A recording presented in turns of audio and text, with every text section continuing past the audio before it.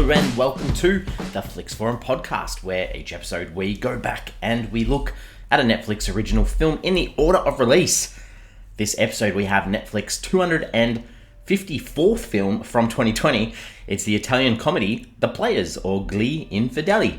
It's directed by Stefano Mordini and stars Riccardo Scamarcio, Valerio, Mastandrea, and Laura Chiatti. I'm Jesse. I'm writing here solo for this international film. As always, if you are keen to check this one out, and I'm not sure that anyone's even going to be listening to this anyway, but give us a pause, come back a little bit later on because I'm going to spoil this film in bits and pieces. So we do start with the Fast Flicks, where we give a quick little summary of what the film is all about. So this one is realistically a short collection of vignettes about male infidelity. That's literally where it's at. So 5 short little narratives, I guess, plus a little tying together 6th piece at the end, all about male infidelity. That's the gist of this one. All right, international films. Often really hard to find out anything about international films, how they ended up on Netflix. All I can work out for this one is that it is actually a remake of a French film from 2012 of the same name. The French film stars Jean Dujardin, who is that main guy from The Artist, the Academy Award winning Best Picture film from about 15 years ago, I guess, almost. But the idea of this film, actually, Jean Dujardin put this idea forward as an actor-director. And the original French version was written by 8 different authors. And in that one, there's actually 11 different stories on male infidelity. So this one's sort of condensed it a little bit, only 5 really in this one, or 6 if you count the last one. Across the world, what is this film called? So if we look at the actual Italian title of Gli Infedeli, it translates directly to the infidels. In Greek, it's called The Women. Not sure why, because the story's not actually about the women really. In Hungarian, it's called Unfaithful Men. Yep, like that one. Norwegian, it's called The Unfaithful. And in Vietnamese, I don't get this one, it's called Department of Khan Game. Khan, Star Trek reference? I have no idea. Not sure how that one translates very well. This was released on Netflix on the 15th of July 2020, filmed in and around Rome in Italy. What are the critics and audiences saying about this film? On Rotten Tomatoes, there are only 2 reviews, so no consensus. Not enough audience members have done it. Both the critic reviews on Rotten Tomatoes were both rotten though, so not very good. IMDb, 5.8 out of 10. It's on about 1,800 ratings, so also not a lot of people have logged it on there. Letterboxd, even lower. It sits at a 2.5 out of 5, and that's only on a bit over 800 ratings. It's been logged by about 1,200 people, but not a lot of eyeballs on this one, I guess. What are my early thoughts? This is bad. Every story has the characters, mainly men, being unfaithful, but it doesn't offer any commentary on whether this is a good or a bad thing. It doesn't go down the line and say being unfaithful is bad or being unfaithful is okay. It's a part of the human condition. It doesn't add any context around any of that. So, other men doing it for justified reasons, or my interpretation is that, for some reason or another, their behaviour is accepted in Italian society. I'm not 100% sure. I just don't get it. So maybe someone else has got a better knowledge about this film than me and can let me know.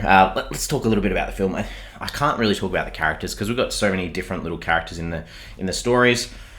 I'll probably break down the 5 little stories, just give a little summary of what they're all about. But before we do that, just quickly, the director, Stefano Mordini, he's got 17 directing credits, all Italian, so obviously works well in the Italian film industry. But let's talk about, I guess, the 5 little vignettes in this one. So the first one we've got is, realistically, it's a wife who's suspicious of her husband, of him cheating, so she interrogates him through an airport, walking through the airport and having a go at him. Shot really well, through a real airport, thought that was cool. Okay, second one, we've got a husband and wife telling each other about the affairs that they've had.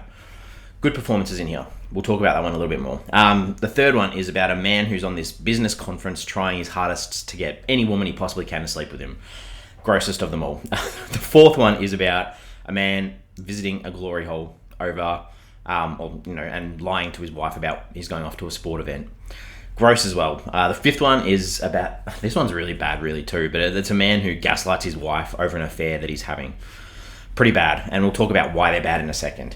The sixth and final little scene, it's this dinner scene with the male actors who have played the roles in the film talking about women that they want to sleep with in this restaurant. So again, gross.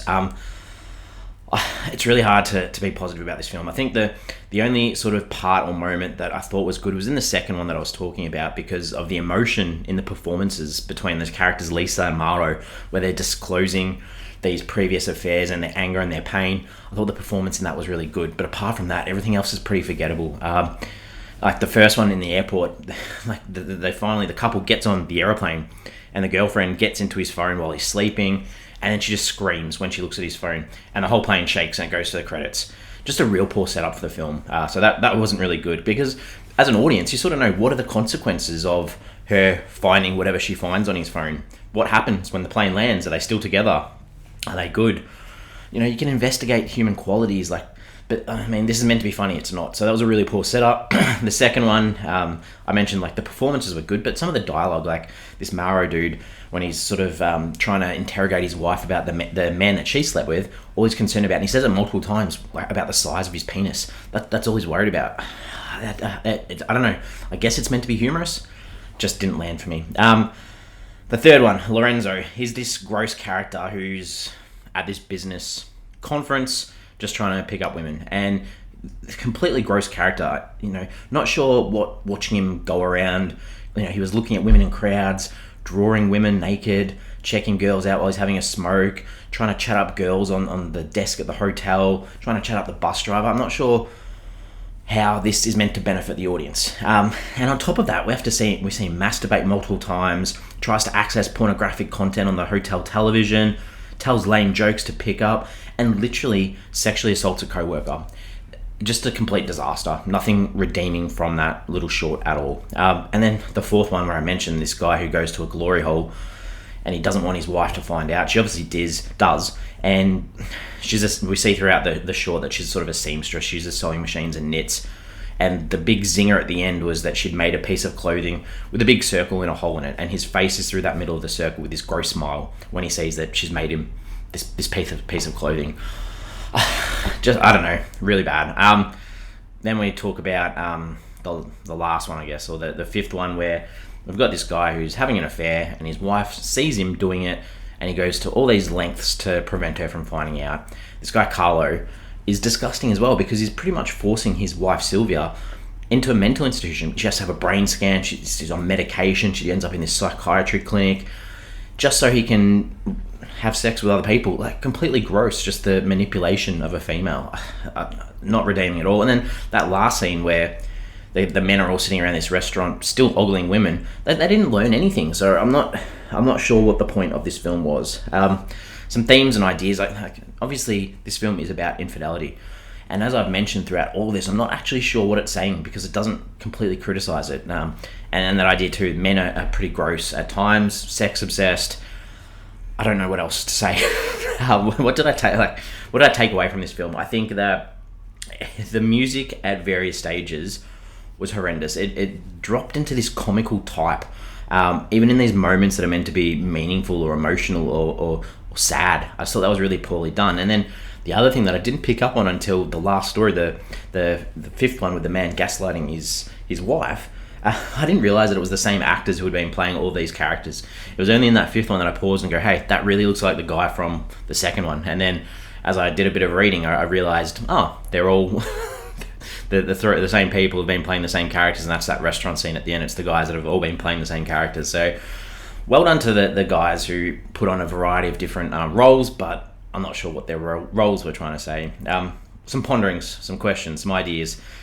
The final shot, as I mentioned, about these men talking about women in a restaurant, and then they're talking about all the women that they'd like to be with, and then there's this shot of these two women, and they turn around, and it's like the guys in drag.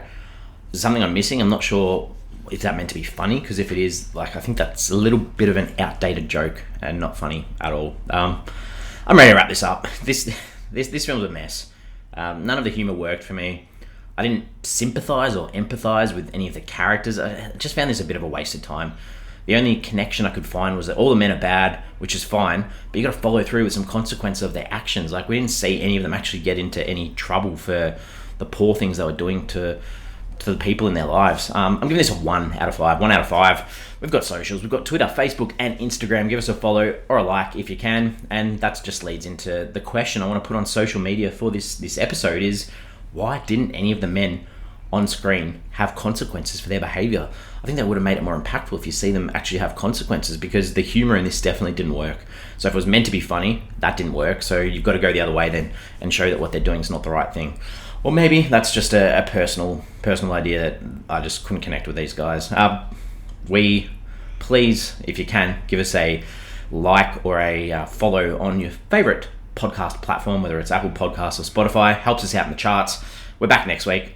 Next week, we've got a film from 2020. It's the psychological thriller Fatal Affair. It's directed by Peter Sullivan, and it stars Nia Long, Omar Epps, Stephen Bishop, and KJ Smith. So a psychological thriller. Looking forward to that. Hopefully it's a bit of a pickup from this one this week. As always, thanks for listening, and we'll see you next week.